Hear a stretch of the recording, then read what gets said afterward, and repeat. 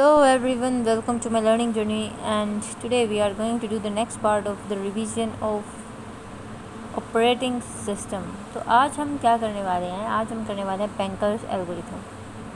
तो सबसे पहले ये बताओ कि बैंकर नाम ही क्यों रखा? वैसे इसकी स्टोरी जो है हम लास्ट लेक्चर में कवर कर चुके हैं, लेकिन फिर भी रिपीट कर देती हूँ। Someone is new in this. मान लो कि तुम एक बैंक मैनेजर हो और तुम्हारे बैंक में है 10 लाख रुपये। 5 लोग लोन लेने आए, हर कोई बोलता है मुझे फ्यूचर में इतना लोन चाहिए। अब क्या तुम सबको एक साथ दे दोगे?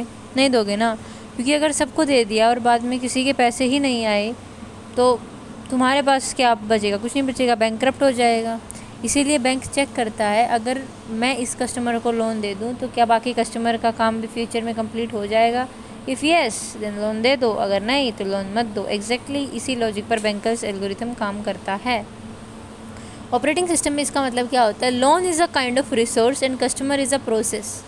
Bank is operating system and money is like CPU, memory, printer etcetera. Operating system her request से पहले चेक करता है, अगर मैंने रिसोर्स दे दिया तो फ्यूचर में डेडलॉक तो नहीं हो जाएगा। अगर नहीं बनेगा तो रिसोर्स एलोकेट कर दो, अगर बन जाएगा तो प्रोसेस वेट करेगा। इसका पर्पज़ क्या है बैंकर्स एल्गोरिथम का? डेडलॉक अवॉइडेंस एल्गोरिथम है ये। डेडलॉक होने ही नहीं देती। सपोज़ करो कि टोटल प्रिंटर है 5। करंट सिचुएशन है कि P1 के पास 2 है, P2 के पास 1 है और P3 के पास 1 है।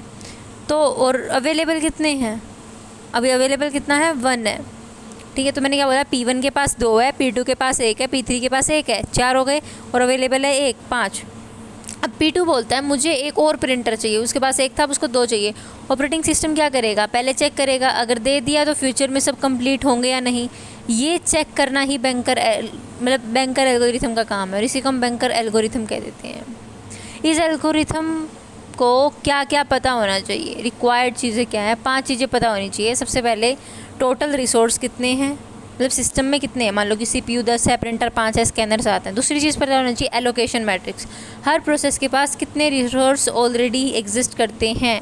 जैसे मैंने बोला P1 के पास मतलब एक प्रोसेस है, उसके पास एक रिसोर्स ऑलरेडी एग्जिस्ट करते हैं। P2 के पास 2 करते हैं, P3 के पास 3 करते हैं या 2 करते हैं, वट ये बता दें कि ऑलरेडी एलोकेटेड है। मैक्सिमम मैट्रिक्स क्या होती है? हर प्रोसेस मैक्सिमम कितने रिसोर्स फ्यूचर में मांग सकता है। नीड मैट्रिक्स क्या होती है? सबसे इंपॉर्टेंट मैट्रिक्स होती है, जिसका फॉर्मूला होता है मैक्सिमम माइनस एलोकेशन, कि इसको कितनी ज़रूरत है, मैक्सिमम कितने हैं और उसको एलोकेटेड कितने हैं। ओके, उन दोनों का सब्ट्रैक्शन इज़ नीडेड। मान लो कि मैक्सिमम थे 753 P1 के और एलोकेट हुए 010। नीड कितने की बची? तो 7 में से 0 माइनस किए 7, 5 में से 1 माइनस 4, 3 में से 0 माइनस के 3। सिंपल सब्ट्रैक्शन होता है। फिफ्थ आता अवेलेबल मैट्रिक्स। सिस्टम के पास कितना रिसोर्स बचा हुआ है, अवेलेबल कितना है, ये बताता है। Basically total resource minus allocated resource. Total कितने थे और एलोकेट कितने हो गए, तो जो बचे वो थे अवेलेबल। ठीक है, नेक्स्ट इंपॉर्टेंट फार्मूला है कि नीड कैसे निकालते हैं। मैक्सिमम माइनस एलोकेशन चलिए तो हम पढ़ चुके हैं। अवेलेबल कैसे निकालते हैं? Total minus allocation.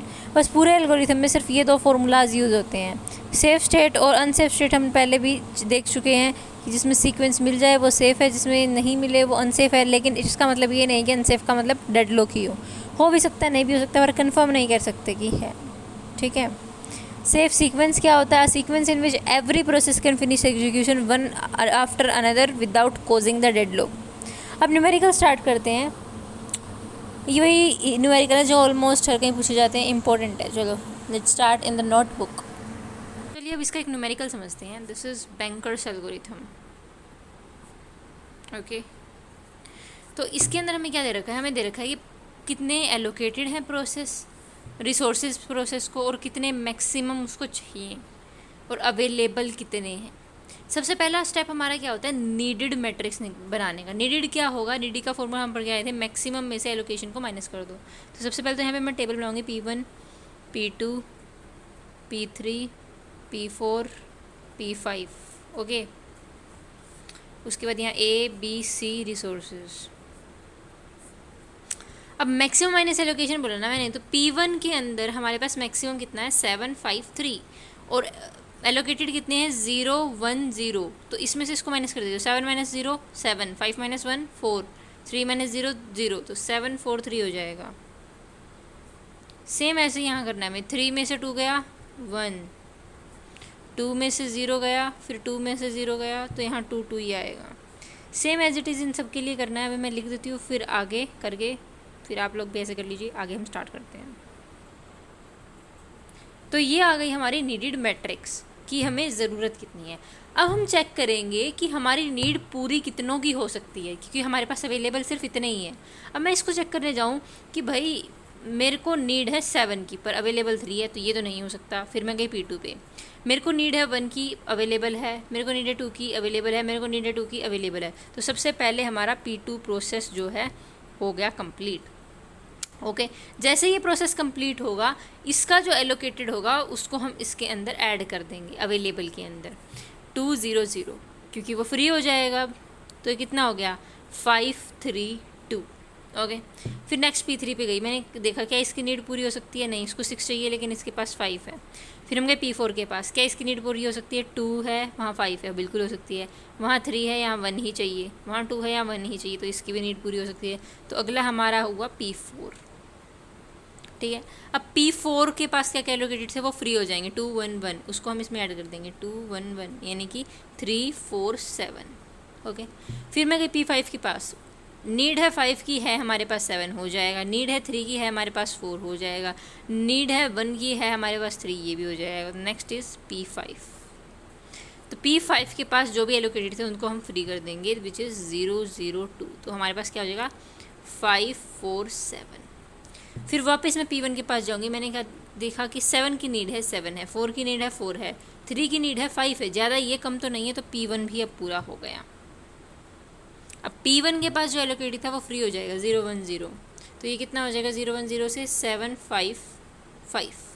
फिर हम आए P3 के पास, क्योंकि P2 तो ऑलरेडी हो चुका, चाहिए 6 है 7, तो हो काम चल गया। आगे 0 0 चाहिए है 5, तो ये भी हो गया। फिर अगली प्रोसेस कौन सी बारी आएगी P3। सारी प्रोसेस कंप्लीट हो चुकी हैं। तो ये है हमारा सेफ सीक्वेंस बैंकर्स एल्गोरिथम का।